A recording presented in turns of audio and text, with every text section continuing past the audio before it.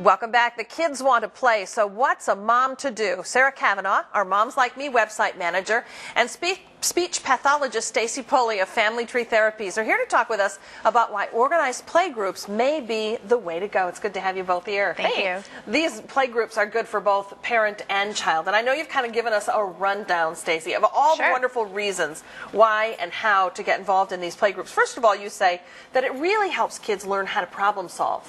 It does. There's actually a pretty in-depth hidden social curriculum that we don't necessarily know that we need to address. And so when we teach kids how to problem solve, we are teaching them and giving them the steps they need to figure that out with other kids, because adults often do that for us. And developing that skill early in life for a child will help them navigate this world of ours so much differently and better, right? Absolutely. Learning how to negotiate with your peers is a whole different ball of wax than learning how to negotiate with your mom. Okay. Next you say it's a great way to understand another's perspective. Right. We do a lot of problem solving for our kids, like hurry up and brush your teeth, we're going to be late, or you need to play quieter so that I'm talking on the phone more clearly. But we don't often do that, or kids don't often do that for other kids. They don't actually tell them why they need them to do something. And so doing that negotiation is important.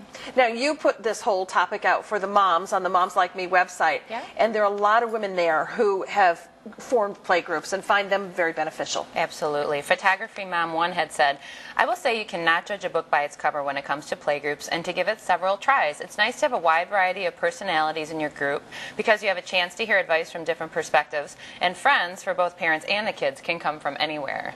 Our moms on Moms Like Me are always looking for playgroups, and oftentimes there's new moms on the site who are looking to meet other moms. So, you know, it doesn't really matter where they're coming from. It doesn't have to be like 10 old friends. Sometimes the newer friends are the ones with the different types of personality of children that really can help your kid develop. I know for me, I wanted my kids to play with all kinds of children, diverse children, and I wouldn't necessarily find that in my neighborhood. So I didn't have formal playgroups, but I would go to Grand Rapids, to places where kids were playing, so that my kids could, you know, be around other children, which I think has been wonderful for them.